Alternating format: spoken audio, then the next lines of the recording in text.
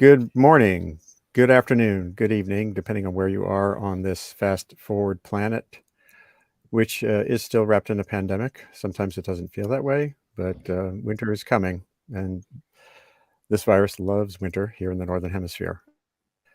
I hope you're vaccinated, boosted, and added boosted. There are big chunks of the planet that aren't, and as long as that's the case, we're going to see more variants and, of course, more pandemics to come. It's also a human-heated planet. As I've been writing for 35 years, my guests this morning are some great journalists digging in on one of the important side stories to the global warming story, which is the sudden, it's actually been a 40 or 50-year dream of harvesting metals from the seabed. My colleague Bill Broad, when I was at the New York Times, was writing about this like 35 years ago. Anyway, but to rebuild the energy system without carbon emissions requires a massive change in infrastructure and where energy is generated, how it's stored, how it's moved. And if you're paying attention to this arena, there's a big debate now about the seabed as a source of metals. There are trade-offs. If it doesn't come from there, it has to come from somewhere else, unless, as Jael and others are digging in on, you may not need the cobalt and some of these metals necessarily to have a battery-powered world. This is Andy Revkin at the Columbia Climate School, reporting to you from rural Maine, Penobscot territory on the coast of Maine, where I moved this summer. There's a gale coming in, and right across the Atlantic is Olive Heffernan in Dublin, Ireland. Also on the coast there, we'll meet her and talk. She'll talk about her work. Great journalist with a book coming out on this sort of clash of marine ecological resource and marine technological resource. Jael Holzman from Politico /E&E News is one of the few people I know whose business card, if she had one, would say mining reporter. She is dug in literally on one of the most important beats, again, on the climate beat, which is how do you get the materials if we're going to keep the oil and coal in the ground. So other stuff has to come out of the ground, whether it's the seabed or on land in the Congo or elsewhere. And finally, Daniel Ackerman, who, like Olive, has a Ph.D. I should have mentioned Olive has a Ph.D. in marine ecology. And Dan Ackerman is a journalist with a Ph.D. in evolutionary and ecology, evolutionary biology and ecology, and great journalism chops, doing multimedia work. His most recent package for How to Save a Planet, the podcast that we'll talk about as well. So I wanted to start out, it's great to have you here, and also we'll be joined by the CEO of Impossible Metals, which is one of the companies that's digging in on pursuing this vision of finding ways to get that bounty of metals off the seabed without disturbing the ecology too much. And he'll introduce himself in a few minutes. But first, the news of the week was from one of the other companies, the metals company and Allseas. I'm just going to show a little video here. The sound will be off so we can talk over it. They're out in the Pacific in this area that's sort of a testing area.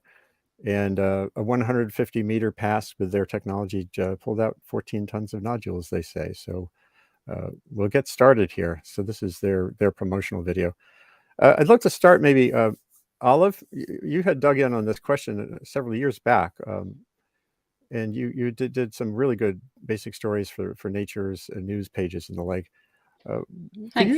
Could you just give us a sense of why this rush is underway?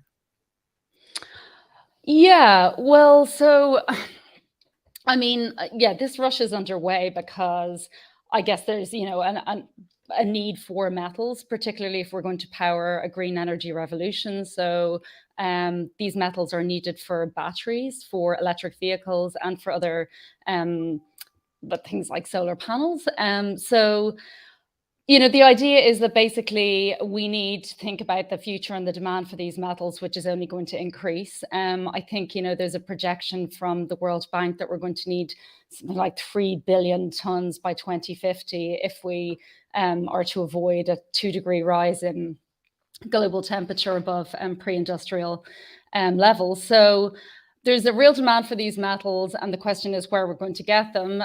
So I guess the argument is that we could mine them from the seabed. I mean, of course, there's people who are saying, well, there are other ways of getting these. We could tap into it, land reserves, we could do more urban mining, reuse and recycling. But from a commercial point of view, there's now a great interest in mining these from the seabed. And, this has been talked about for 50 years, but now there's a real sort of argument that it could combat climate change. So the Clarion-Clipperton Zone, which is this huge abyssal plain between Hawaii and Mexico, about 5,000 meters in depth, is the main interest area, because on the seafloor there are trillions of these potato-sized rocks.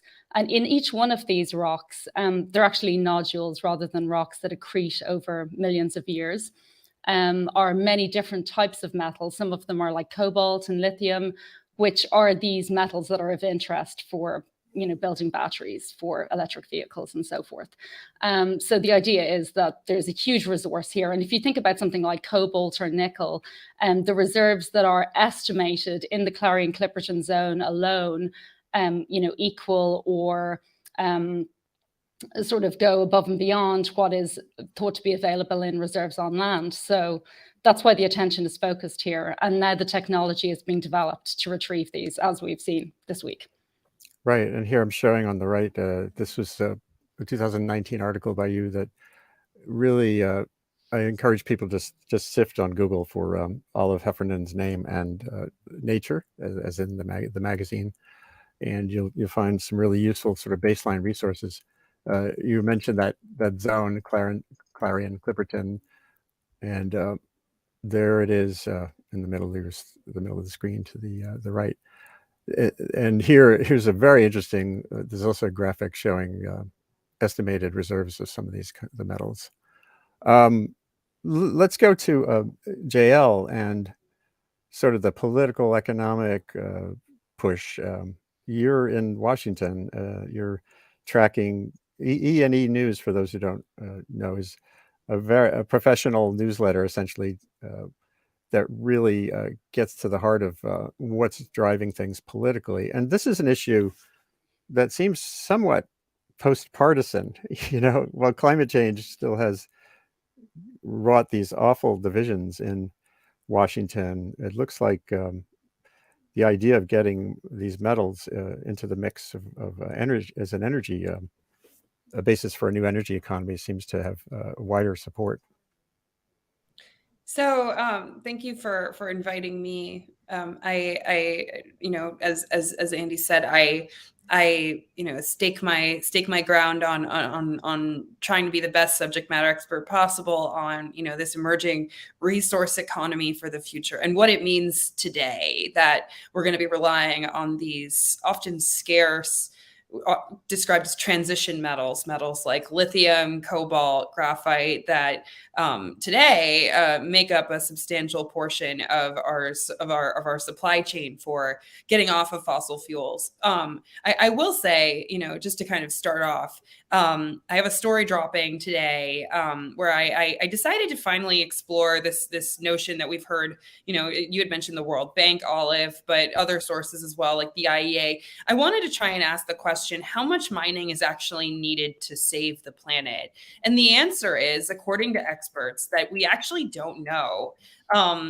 For this reason I just mentioned, that's the supply chains today rely on these metals. New mines will have to open in some places for some reasons. But innovations in technology have already rendered some minerals dispensable and could make them obsolete.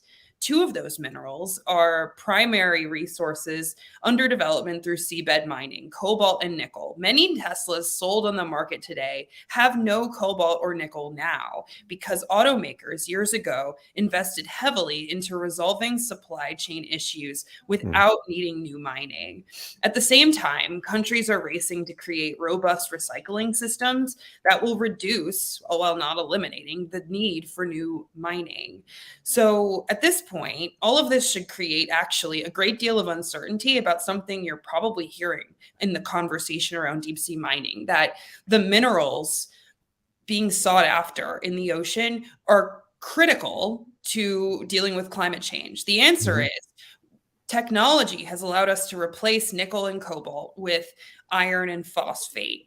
A lot of the batteries known as LFP batteries are currently produced in China. However, LFP as a technological set has shown that we could significantly cut the demand for these metals without, let's say, mining the deep ocean. So, there are pieces of US policy that are going to make it more likely that we seek alternative sources for these metals than we do today, which could include seabed mining. But I want to just state at the outset that these metals are actually not crucial, as you may have heard, to solving climate change. So when it comes to the US policy, the Inflation Reduction Act set a requirement that in order for electric vehicles to obtain a consumer tax benefit of about $7,500, that the EVs, at least half of the credit was tied to whether or not EVs were made with materials mined or processed in the United States or a free trade agreement country. What we've seen since that law was enacted is an allyship between the metals company, the company that Andy just mentioned, and the United Auto Workers. It's really interesting that the connections between mining and labor, they go back a long time. But the truth is, at this moment, the need to save blue collar jobs and bolster what Joe Biden said he would do, which is uphold strong labor protections. I mean, mining companies actually offer some pretty robust labor protections relative to some other companies that we've seen. And you're seeing, at least in the metals company deal that they struck with the auto workers for a potential refinery in the United States, what you saw was a deal struck where unionized labor would be working at the processing plant, and in exchange, the metals company would do its best to remain neutral on unionization. So essentially, you see a potential push in the United States, both because of the Inflation Reduction Act itself and also political constituencies that see a benefit to getting more mining off the ground, even though we don't really need it explicitly. Lastly, what I'll say about deep sea mining and the U.S. policy. So we are watching from afar the nitty gritty of the policy conversation, because the decisions being made on regulating deep sea mining are being made by a UN body known as the International Seabed Authority. The U.S. is not at the table in the decision making process because we have not ratified the law of the sea. So what that means is that we watch from afar. We don't really take a formal position, and we don't have a stance on the most pressing conversations when it comes to deep sea mining. Now, that being said, I don't expect that to change anytime soon. Republicans in Congress have long had issues with ratifying any treaty of any sort. Right. And it would not surprise me if you kind of end up in a situation where U.S. constituencies and U.S. policy incentivizes more deep sea mining without the U.S. being a present body when it comes to regulatory decisions. So all that being said, do we need deep sea mining to solve climate change? Technology proves innovation holds no bounds. But at the same time, we may still see calls for more deep sea mining in the United States. In fact, we're seeing that grow as it stands today.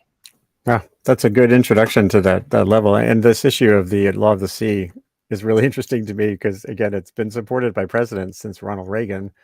But there's a certain crew of senators, the sort of black helicopter, who see black helicopters everywhere, who've just resisted forever. One of them is,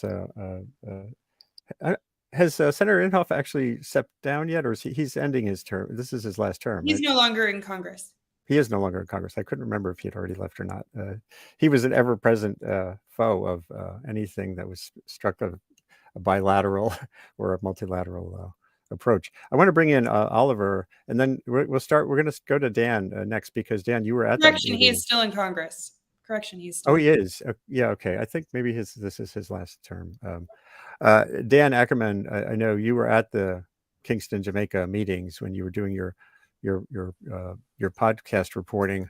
But before we get to that, let's just hear from Oliver, the CEO of Impossible Metals, which is trying to develop it's got a technology that's more of a plucking than a plowing, I guess. But I'll let you speak for it yourself. Thanks for joining here today, and tell everybody who you are. And you're in California, I think, at the moment. Yeah, I'm Oliver Gonseca. I'm CEO and one of the co-founders of Impossible Metals, and thank you for the opportunity to join. And yeah, we're really focused on what we call seabed harvesting, really trying to unlock the critical minerals from the seabed in the most responsible manner. So as you can see in this animation, first of all, our vehicle does not land, so it doesn't generate sediment plumes. It hovers above the seabed, and then it uses its cameras and AI to detect any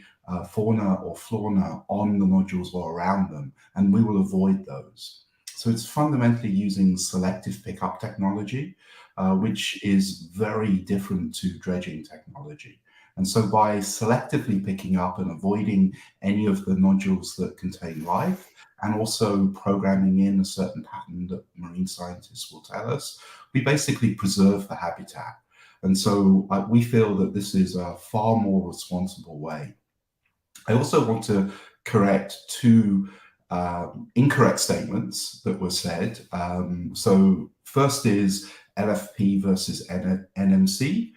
It is true that about 20% of cars today are using LFP chemistries, which do not use nickel and cobalt, but they have considerable less range, around 30 to 50% less energy density that translates to range. And so that is fine in China. It's fine for low cost, low range vehicles, but most Americans want more range, not less. And so the high nickel based chemistries dominate today, and all of the forecasts by all of the industry analysts do not see that changing. Obviously, a mixture of chemistries will continue to be used, but the fact that we absolutely will need large quantities of nickel and cobalt, not only for batteries, but also for other clean infrastructure. If you think about nuclear power stations, they use a lot of nickel and cobalt. And if we want to move to some of these newer nuclear technology, wind farms, solar, all of this is using the critical minerals that are on the seabed. So I don't agree that new technology is going to obsolete. Today, nickel is used in only about 20% in batteries. The vast majority is stainless steel and other applications. So we absolutely do need these metals, and all of the analysts out there agree with that. And so now it's about how do we get them in the most responsible manner. I also want to mention that although the US does not have a formal seat at the ISA, it is a participant. It has observer status, it sends a delegation, and it is quite active. Also, there are nation states like the Cook Islands and others that have enacted laws. And so it's not only the international jurisdiction where seabed mining will potentially happen. The Cook Islands passed legislation in 2009 and has already issued 3 exploration permits. So we will see this happening in many locations, not just in the international waters. Thank you. That's a good start. And Jael, if you had some thoughts or want to ask some questions before we go, I would like to go to Olive and then have Dan dig in on that Kingston ISA process. Really quickly, Oliver, just to fact check you there, you had said that no one is reducing their projections. BNEF recently cut its cobalt projections in half due to the increasing rate of LFP. And I interviewed an analyst at the IEA about how in their most recent electric vehicle outlook, they said that if LFP adoption continues to accelerate at the rate it appears to be doing so now, that we may not need any new cobalt mining at all through 2030 to meet EV demand. So that's fundamentally false. I spend all of my day talking to the automotive manufacturers. Fundamentally, the supply chain could not support that. All of the LFP today is going to China, and it has 30 to 50% less range. Also, when the primary driver is the fact that they cannot get nickel and cobalt, and they cannot get it cost effectively, and they cannot get it with low ESG. Seabed mining, our approach, unlocks all of that.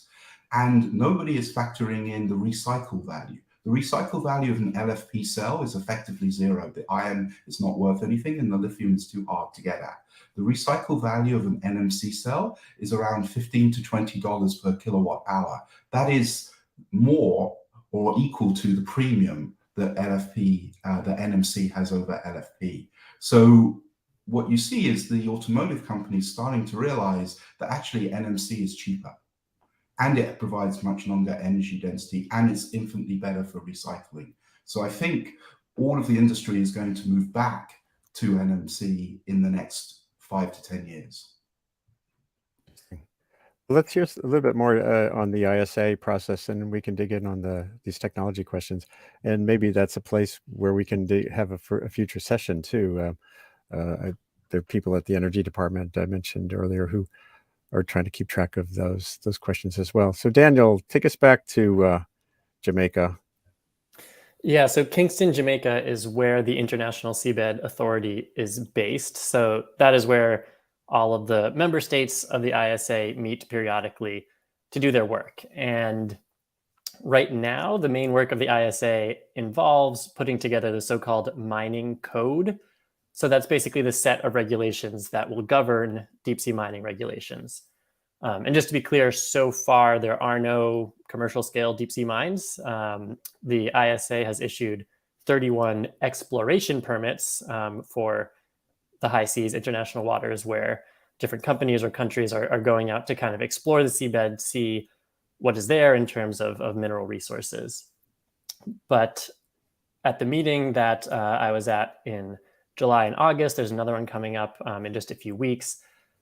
The member states of the ISA, and that includes 167 countries plus the European Union, they are working hard to develop this mining code, which is really, it'll include environmental regulations on how deep sea mining operations should work. It'll include requirements for like data monitoring and how to report that data to the ISA and to the general public. And it'll also include something I find really fascinating, which is the so-called financial mechanism, basically how royalty payments are going to work.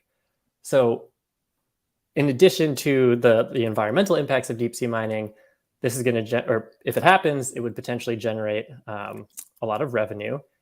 And the seabed resources are defined by the United Nations as the common heritage of humankind. So if a country or a company goes out and starts a mining operation in international waters, they're going to have to pay royalties to the ISA, and then the ISA is going to have to distribute those royalties to all of its member states. So there's this whole debate as well about, should the royalties be distributed based on the population of a country, or should equity be more of a focus here? Should less developed countries get a larger share? And then there's this question of, if deep sea mining becomes a big industry and suddenly we're getting nickel and cobalt from the bottom of the ocean, that could have impacts in the economies of places like the Democratic Republic of Congo, Indonesia, South Africa, where mining on land is currently based. So should those countries get a larger share of the royalty payments because they might see their economy harmed? So this mining code that all the member states of the ISA are currently working on, it's taken years to develop. At these sessions in Kingston, Jamaica, the delegates basically meet and go through this draft mining code, hundreds of pages of long, word by word, and eventually they're going to have to come to a consensus on every word in this document. So it's an extremely complex process. It's been going on for more than a decade, and my guess is that it's going to take a few more years to finalize, and that is of particular interest right now because one operation, a joint partnership between the Pacific Island nation of Nauru and the subsidiary of the metals company, they're kind of pushing to start mining in the next couple of years. They've issued a statement to indicate they intend to apply for a license to mine next year. I don't know if that'll actually happen, but that's the statement that they've made. So the ISA is currently working as fast as it can to finish up the mining code. I'd like to get Olive into the mix here too. I'm still learning on this. Is this island states used to be called small island states, and now I love the branding change to big ocean states, meaning if you look at the national territorial waters under international rules, they're vast. And I don't know the discussion of the ISA, does that only apply in true international waters? Is Nauru's interest an international waters interest, or their own seabed? Nauru's interested in the Clarion-Clipperton zone, so this vast abyssal plain. So the 31 exploration licenses that Daniel mentioned, so the vast majority of those are for these sort of tracts, areas that have been, allocated to various contractors. I think maybe 17 or more of them are for Clarion-Clipperton, and one of those is a joint, it's a partnership between the metals company, this Canadian startup, and Nauru. So they've invoked something called the trigger, which is this kind of, obscure clause in the law of the sea that would allow them to basically go ahead and move from exploration to exploitation within a couple of years of sort of submitting their plan of work to the ISA, even in the absence of environmental regulations. So the ISA is under pressure to complete the mining code right now, but there are no sort of concrete environmental regulations right now. And the worry is that they could just go ahead in the absence of these regulations, which is particularly concerning because I think one thing that we know is how little is actually known. It's, there's so little baseline data for these environments. And if you look at Clarion-Clipperton, for example, there was a really interesting review article that came out by Diva Amon, and she headed this. She's a great deep sea biologist now at the University of California, Santa Barbara. So they basically conducted a review of what's known about the sort of environment at these potential prospective mining sites earlier this year. And they concluded that for Clarion-Clipperton, there's only 5% of that area has sufficient information that you could actually gauge, the potential harm that might be done by this emerging industry. So for 95% of the area, there just isn't enough known on basic things like what lives there, what are the relationships between these organisms, and when you think about the potential impact of mining, I mean, it's unprecedented. I think that the closest analogy we have is probably bottom trawling, which is a type of industrial fishing that has left, a lot of physical scars on continental shelves in the deep ocean. But really, deep sea mining is something entirely different because you have to factor in the noise and the light pollution and the fact that it's not just an impact on the immediate environment. If you remove those nodules, you are removing a habitat. They are defined as a habitat. So they're not just rocks. They are habitats that, once they are formed, they are colonized by carbon sequestering microbes. And then you get things like sessile creatures like stalked sponges come along and settle on them. And then, other creatures like octopuses come along and lay their eggs within the stalked sponges. So, it's a whole sort of ecosystem. And if you think about the Clarion-Clipperton zone, you've got trillions of these. I think someone described it as it's like a cobblestone street. So you've got trillions of these. And if you remove those, you basically have removed the habitat. And because they take, 1 million years or more to form an individual nodule, it is a finite resource. They are not renewable. I mean, in the 1960s, it was posited that they were renewable and that they would replenish themselves faster than they could be harvested. But of course, we know that that's not true now. So very little is known about the impact of these potential operations. And I think it's important to just note that the nodules themselves are a habitat. And then beyond that, of course, you've got the sediment plumes that might be stirred up by these mining machines. And so we really don't know at this stage how far the impacts of this nascent industry might reach in the deep sea. There's just so many unknowns that I think scientists and conservationists are concerned that that the regulations aren't in place and that there is just not enough knowledge, and that it would take potentially a decade or more to actually accrue that knowledge to make any judgment on whether this should proceed or not. I think I wanted to get to Oliver right away. I'd like to kick in, and obviously the whole reason we exist is that we are opposed to the dredging approach because of the biodiversity issues that have been talked about. But a couple of points I want to make. First of all, the type of collector technology has a huge impact on the resource. Our approach, there are no sediment plumes, there's no noise. We selectively pick up, we leave behind a large percent. So the impact is very different. Second thing, as a condition of getting an exploration permit, you commit to spend about $50 million over 5 years doing environmental baseline studies. So all of the exploration permits that have been issued, including from the metals company, have been spending this money with a lot of research to come up with an environmental baseline. And you can only apply for a production permit once you submit all of that environmental baseline data and talk about the impact. The third thing I would say is that the ISA is only one jurisdiction. There are now nation states like the Cook Islands. Their exclusive economic zone is approximately half the size of the Clarendon-Clipperton zone. It's a very, very large area. They have already issued 3 exploration permits. They are quite a long way down their process, and they have a very rigorous process that companies have to go through to get that granted. And my final point is, any mining anywhere on the land has an impact.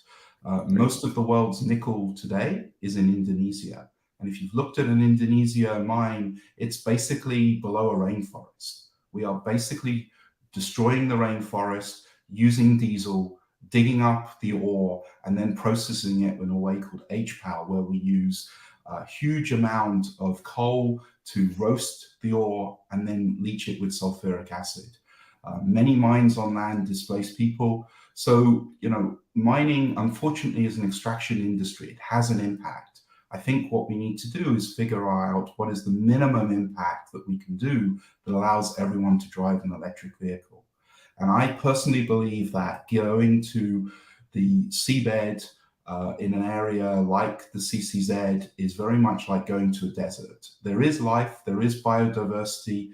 We need to do our best to protect it, but it's infinitely better than going to a rainforest or using child labor in Africa or displacing people forcibly off their land, which is all happening today.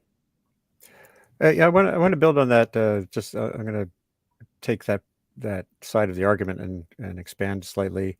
Again, in my almost 40 years as an environmental journalist, there's this tendency among some environmental groups and some basic arenas of science. They're so dug in and so enamored of a particular place or situation that they have a kind of an absolutist approach to any exploitation. The word no. When in a case like this, it feels almost implicitly like what you would want to do is have prototype, pilot scale, small region testing, year-by-year analysis, iteration, before you would come up with a final regulation. The idea that we know enough now to have a regulation or even a prohibition in either direction feels untenable to me as an observer of this kind of arena for so long.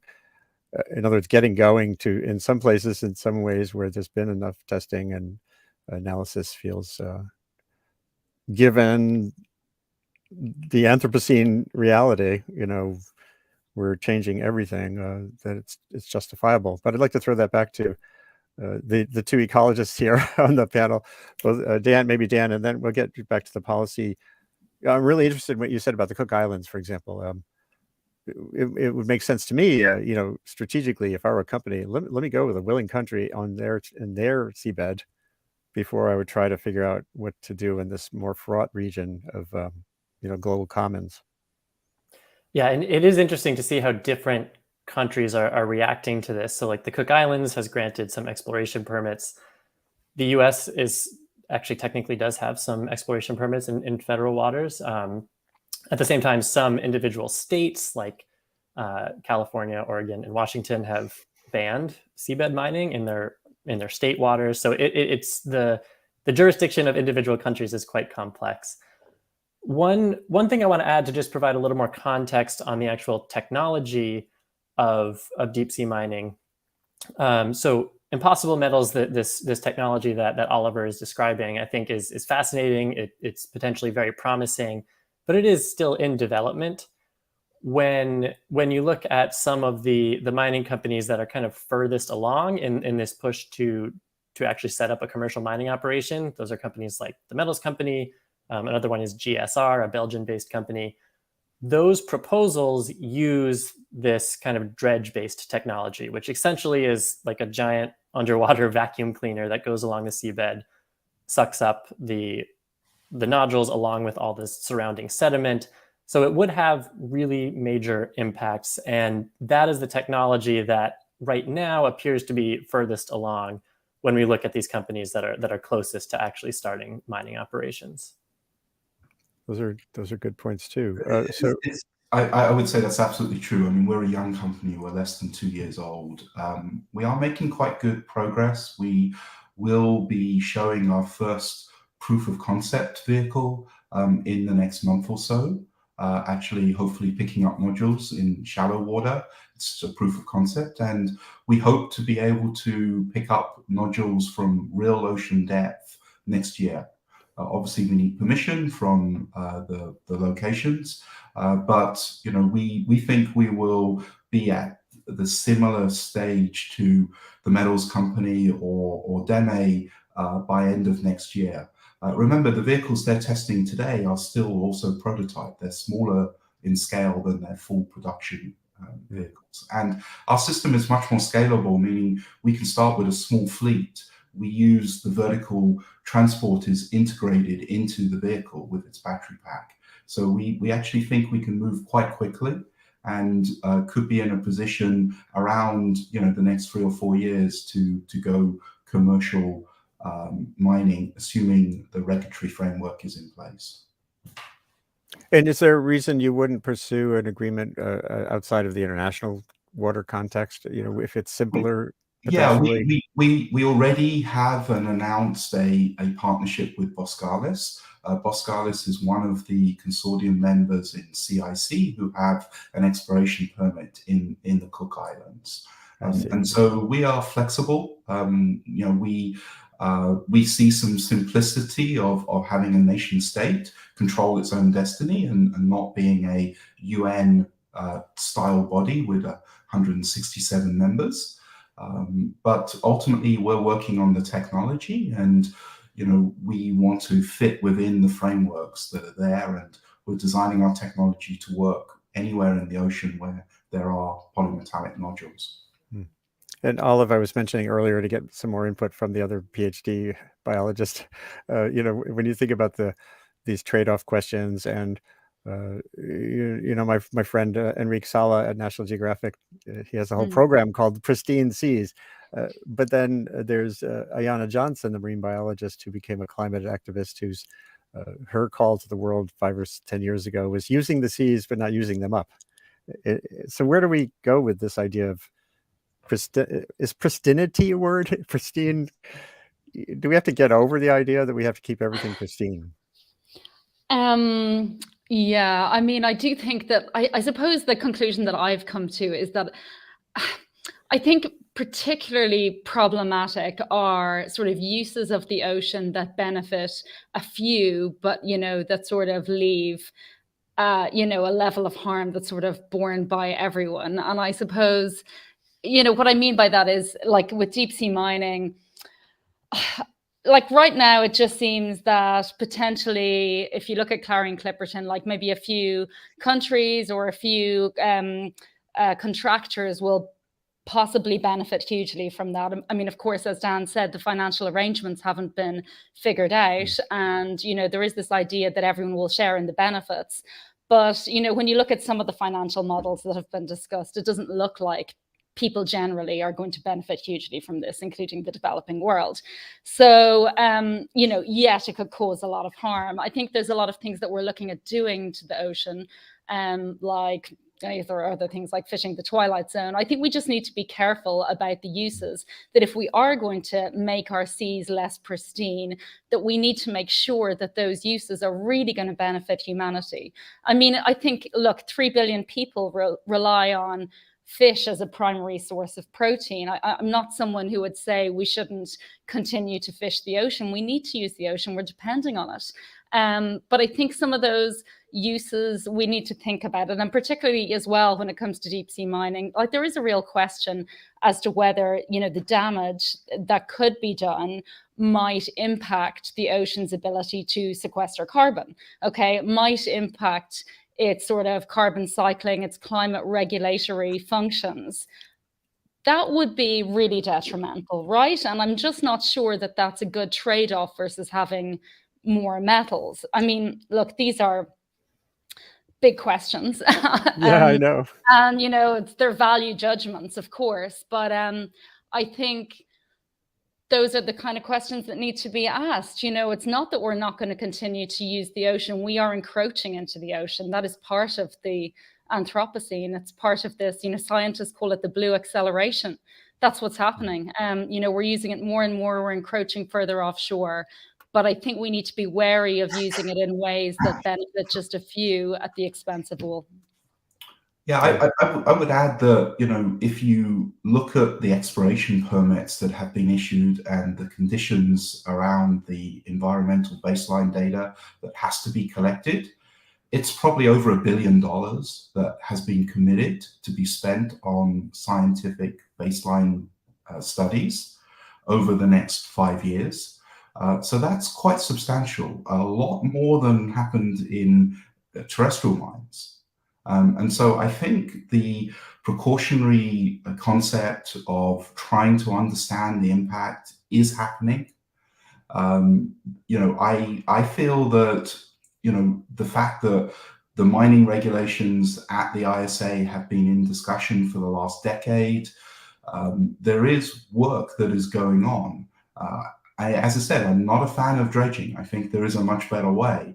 But you have to compare it to what's happening today. You go to Indonesia, you go to Africa, there are rainforests being ripped down right now to get the metals that will go into future EVs. And that is causing huge impact. It's having massive amounts of emissions. And so I think the idea is that we need these metals. I don't believe there's any debate, despite some people thinking NMC versus LFP. We absolutely need these metals. In time, we can recycle them, but it will be 50 years. So the question is, how do we get these metals with the lowest impact to the environment as we transition away from fossil fuels to electricity, to battery metals? We need to do a better way. Exactly. This is exactly a Indonesian nickel mine that used to be a rainforest. And this is happening every day. And the growth of EVs is driving battery consumption at between 25 and 35% compound annual growth rate. The critical metals that go into it are growing at between 10 to 15%. We have a disconnect, and the seabed can unlock this. And so I think we need to do it with the minimum impact, which is the tech that we're building, and we hope to be able to commercialize.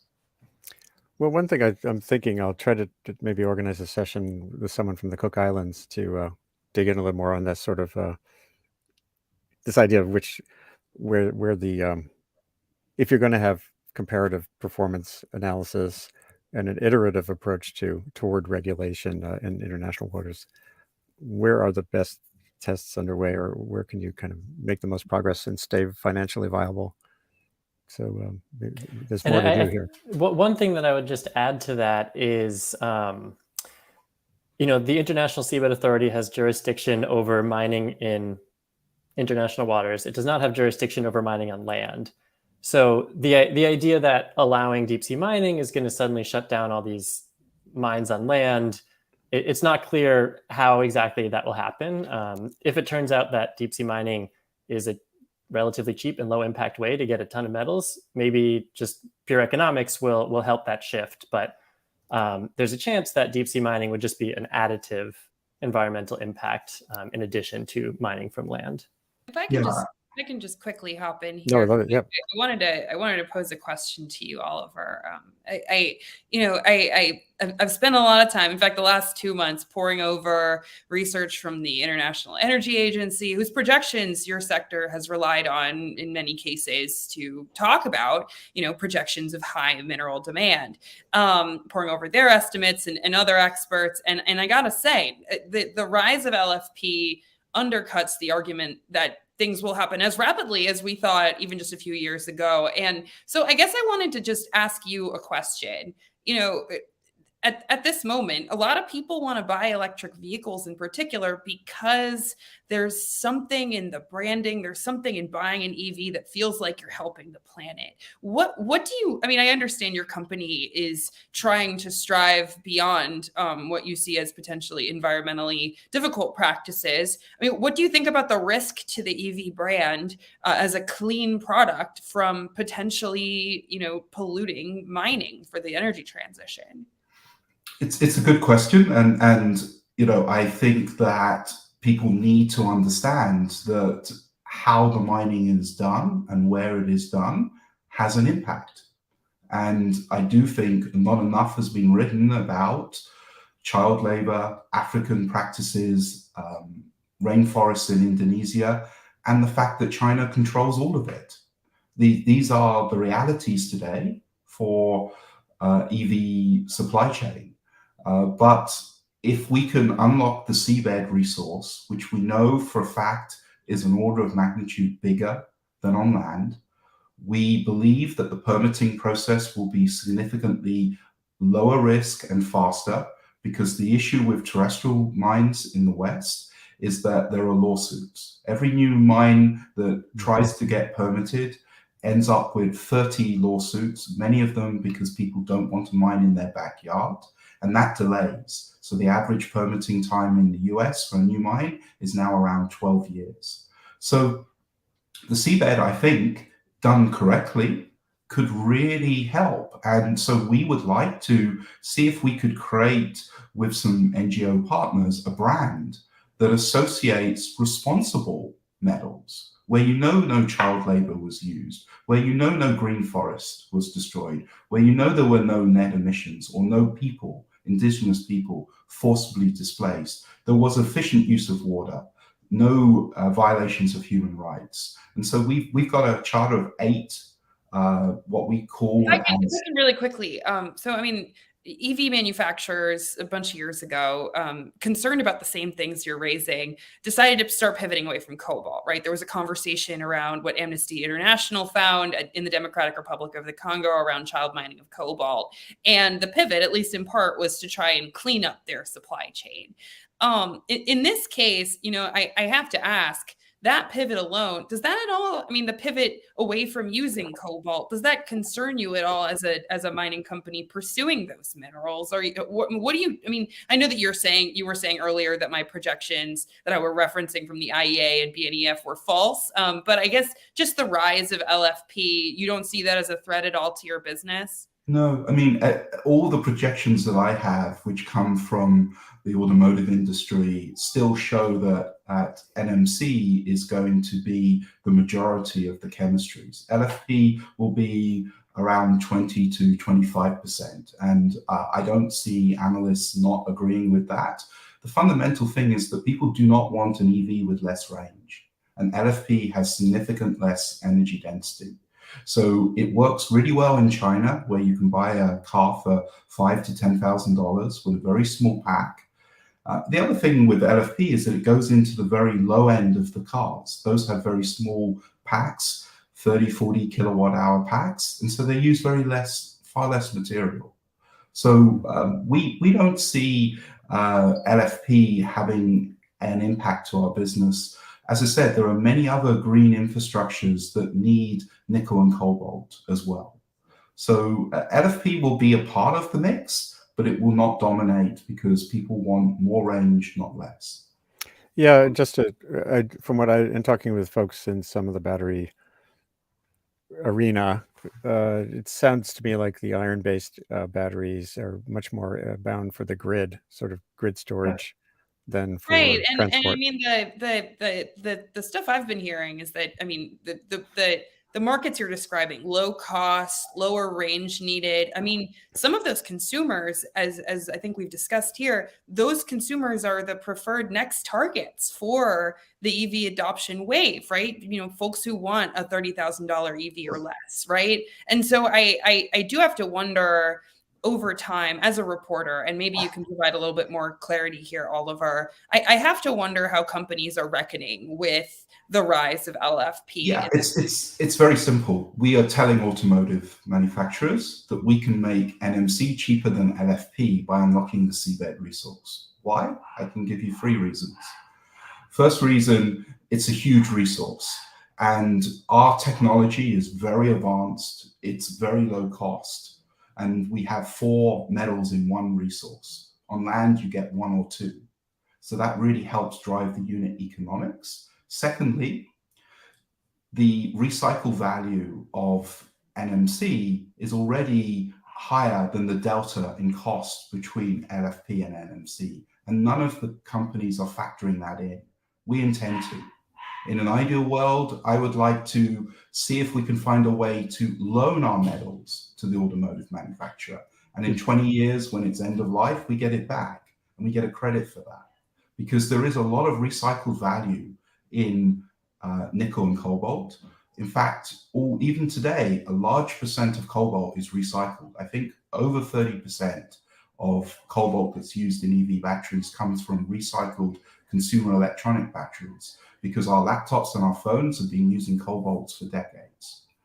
So, you know, ultimately, as I said, LFP has a place. It's primarily in China. It's primarily at the low end. But if you talk to an average American consumer, they do not want even less range than 200 miles. They want more range. And range anxiety is one of the key reasons why people are resistant to buy an EV. LFP will just make that worse. People are also buying electric vehicles because they want to help the planet. And if they start to think that the electric vehicle is perhaps harming the ocean, that could perhaps dent that demand driver as well, no? But as I said, it depends what technology you use. In our approach, we won't be harming. And one other thing I want to mention, in a terrestrial mine, typically 1/3 of the cost is going to recover the mine. So if you have an open pit mine, you have to put 1/3 of the cost, billions of dollars, into a government bond. And so after the life of the mine, 25 years, you then spend that money to fill it in. That cost gets passed on. Secondly, you have to build a lot of infrastructure. By default, any new mine is low grade and remote. Low grade means more environmental damage, more material that has to be dug up, and you have to build a lot of infrastructure because it's remote. If it was high grade and local, it would already have been mined. That infrastructure, you have to build a highway, you have to build a train line, you have to build a village, you have to forcibly displace often indigenous people. There are a lot of impacts today with terrestrial mining that we believe we can solve by unlocking the seabed in a very responsible manner. And we can lower the cost. And so that's why I don't really have any concerns about LFP dominating. Could I just ask a couple of questions and make a comment? Totally.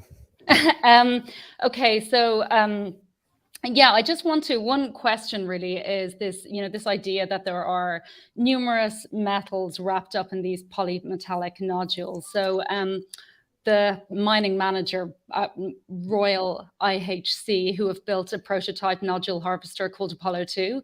I went to sea with them in 2019 on a trial of their prototype nodule harvester. And during that expedition, he basically told me that during the processing, you have to be selective about the metals, and that it's not the case that you have a process where you can extract all of the metals. So that's just a question. Is it actually possible to extract all of the metals from a nodule? So we're a little bit of an ambitious company because we're also trying to innovate on the processing side as well as the collection side. And today there are 2 fundamental technologies, as people may know, for metal refining, the processing. You either use large amounts of energy and roast, a pyro technology, or you chemically leach with acid a hydrometallurgical process. We at Impossible Metals have invented a third. It uses naturally occurring bacteria to breathe the metals. No acid is used. In this process, we actually use the fact that these microbes are trying to breathe and there's no oxygen in the environment, so they go after the oxidization in the manganese and they break the bond and free all of the trace metals into solution. The beauty of this approach is that it works for all of the metals, the nickel, the cobalt, the copper, and the manganese. Once they're in solution, we use traditional technology. Now, this is early. We're still at the lab. We still have a long way to go to prove we can scale it up. We can prove the unit economics, but we have a team of brilliant scientists working in LA trying to do exactly this. And sorry, my other thing was just a comment, really. So you've mentioned a couple of times about this vast amount of baseline data that's being collected and the amount of money that's being put into the collection of this baseline data. But I mean, I think one of the worries is that it's not science-led, like there's no requirements for what the baseline data includes. You know, you could submit a baseline, you know, an environmental impact assessment that it has just done a couple of weeks or maybe months, or it could be something over several years. Like there's no criteria. So, you know, in the absence of those regulations and the knowledge of the environment, how can you say with any confidence that even though your proposed technology sounds less invasive, how can you be certain about that? Or when do you expect to be certain about that, given the deficit of information that's out there? Yeah, it's a great point. I think what you're referring to is the ISA. Other jurisdictions have different bars. So, you know, let's not put them all together because each jurisdiction decides what is the level of baseline environmental data required. And I do expect that other jurisdictions to go significantly beyond what the ISA has done. But that being said, we as Impossible Metals hold ourselves to a higher bar. So we are working with a panel of marine scientists. We held our first one. The minutes are on our website. We will have others. We want to go beyond what any regulations may necessarily say, but we want to be very clear of our impact. And ultimately, it will involve a lot of scientists testing, and it will take time. And, you know, we feel that as a company, this is really important. You know, our core value is, you know, planet and people before profit. We are a for-profit company, but we do not want to seriously harm the planet or people in our solution. And of course, we will have to work with marine scientists to prove that. And in fact, we're co-designing. So they actually help us and give us feedback on what we're doing. And that, I think, is something unique about our company, is that we're not trying to do this in isolation. We're trying to do it with the scientists to really minimize the impact. Well, this has been a great, what I see as a start to a very important conversation. Obviously, there's been a lot of coverage of the issue. Finding the best ways forward will take more such conversations. I think you've all laid out some really important points here this morning. Olive, I just found some video from that Apollo 2 project. I'll just show it. This was in 2018. Maybe it was a preliminary. That's just obviously a graphic, but there's some video too. So maybe we can revisit and dig in a little deeper on a couple of the threads that have emerged here. What would the scientific picture look like to have an iterative, analytical but iterative approach to getting some of these technologies developed to not stifle innovation, but also not stifle ecological dynamics on the seafloor, which has historically been easy to sort of put out of sight, out of mind, because it is out of sight. Thank you all for being here today, and I hope we can revisit these questions. Hold on one more second just so I can get my screen big enough to remember how to pronounce Oliver's last name. Oliver, it's not, I'm only seeing a tiny little. Your last name one more time? It's Gunasacra, but Oliver's. Yeah. All right, Oliver from Impossible Metals. Thanks so much for being here today, early in the morning in California. Olive Heffernan from Dublin, Ireland. Good luck with getting that book published. Thank you. It's fantastic to see that's coming. There's so much here to, these issues are important. You know, this is not a one conversation, a one book, a one story problem. Daniel Ackerman, good luck wherever you take your journalistic chops next. Yeah, thanks for organizing this, Andy. If I can help in any way, I'm here for what that's worth. Jael Holzman, you are holding everyone to account in your probing journalism for E&E News, Politico. Keep it up. The politics, the international dynamics here are really important. I'd love to see how this changes, if this changes the dynamic around the law of the sea. It'd be really interesting if the United States actually finally ratified that, got over the 30-year hump. This is Andy Revkin, the Columbia Climate School Sustain What webcast. This can be shared as soon as we're done, whatever link you're watching on LinkedIn, YouTube, Facebook, Twitter. You can share. It's archived right away. Send me your feedback. If there were any choppy moments from me, it's because I'm on Starlink, not on a hard internet line here in Maine. So apologies for any technical issues. And dig in on these issues. They're really challenging. The thing I've gotten away from in my decades is a yes/no binary view of issues. Right? You know, the reality is we're close to 8 billion people on a finite planet, and that raises enormous questions. I'd love to think we can substitute our way, as we're slowly doing, with natural gas from coal, with, you know, moving cleaner and better. There may be a way to store energy in ways that can change the whole equation. I wouldn't count on that happening quickly. I saw Elon Musk in 2016 at a meeting on the future of transportation in Oslo, Norway. He said batteries are really hard. And he said oil is going to be needed for a while too, that we're not just immediately all jumping into EVs, whether they have short or long range. And these are the realities we face. So thanks again for being here. Let's revisit this if we can. I'd love to have you all back on sometime. And I will say, I reached out to Metals Company. They're having a retreat, like a full company retreat, and they couldn't have someone on today. So it's not, I'm not avoiding them. And there are other people to have in the conversation as well. Thank you again. Thanks so much.